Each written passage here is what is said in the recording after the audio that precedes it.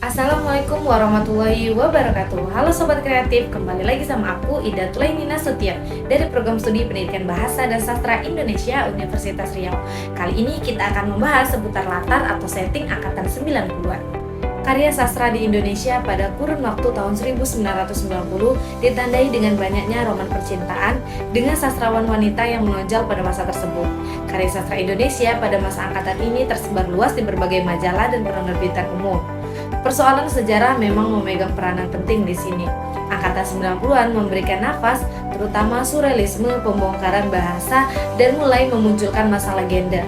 Memasuki era tahun 90-an yang penuh dengan kebebasan berekspresi dan berpikir, dengan tekad percetakan karya sastra menjadi individual, seseorang pengarang menulis secara pribadi kemudian sampai ke tangan pembaca yang menikmatinya secara pribadi.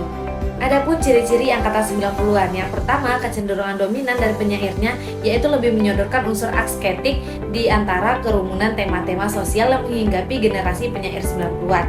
Yang kedua, semakin banyak karya-karya sastra yang diterbitkan tanpa ketakutan apapun. Yang ketiga, ditandai dengan banyaknya roman percintaan. Yang keempat, mulai memunculkan masalah gender. Dan yang kelima, mulai muncul sastra wanita yang menonjol. Pelopor angkatan 90-an adalah Ayu Tami. Ayu Tami adalah salah satu pelopor atau tokoh yang paling populer pada angkatan 90-an dengan karyanya Saman. Di antaranya yang memenangkan sayembara penulisan roman Dewan Kesenian Jakarta 1980. Ayu Tami pernah menjadi wartawan di majalah Humor, Matra, dan juga Forum Keadilan. Tak lama setelah penutupan Tempo, editor dan Detik di masa Orde Baru, ia ikut mendirikan analisis jurnalis independen yang memprotes pemberedelan. Kini ia bekerja di Jurnal Kebudayaan Kalam dan di Teater Utan Kayu. Novelnya yang pertama, Saman, mendapatkan sambutan dari berbagai kritikus dan dianggap memberikan warna baru dalam sastra Indonesia. Ayu dikenal sebagai novelis dengan novel terkenalnya yaitu Saman. Dalam waktu 3 tahun, Saman terjual 55.000 eksemplar.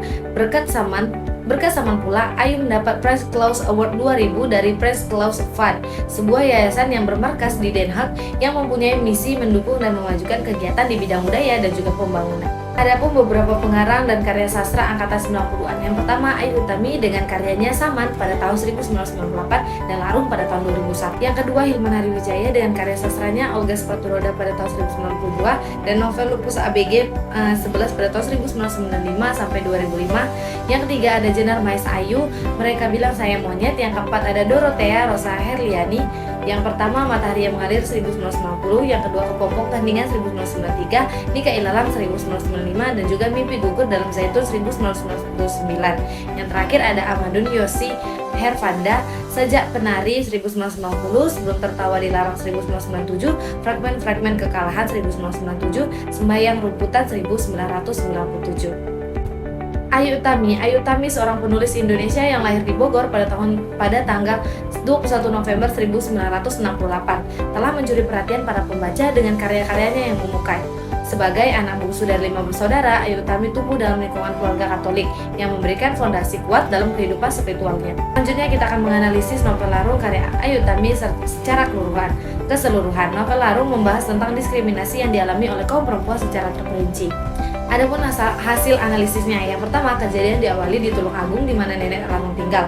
Larung ke Tulung Agung untuk membunuhnya. Hal ini terlihat dalam kutipan berikut. Kereta saya berhenti di stasiun Tulung Agung. Saya datang untuk membunuh nenek saya. Ayu Tami 2001 halaman 3. Yang kedua, Larung tinggal di Kutu Bali. Orang tuanya keturunan Bali. Ayahnya seorang anggota batalion. Tahun 1964, ingatkah kau?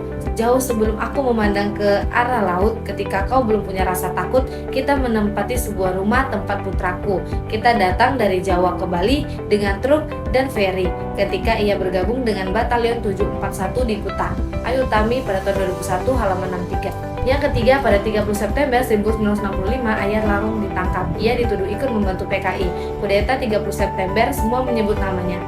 Ayu Tami 2001 pada halaman 69. Yang keempat, Saman berada di New York pada tahun 1994. Hal ini terlihat dalam kutipan berikut. Saya baru tahu bahwa kini Saman bekerja pada Human Rights Watch. Telah 2 tahun dia menetap di Amerika Serikat dengan paspor dan identitas baru untuk mengelabui KBRI.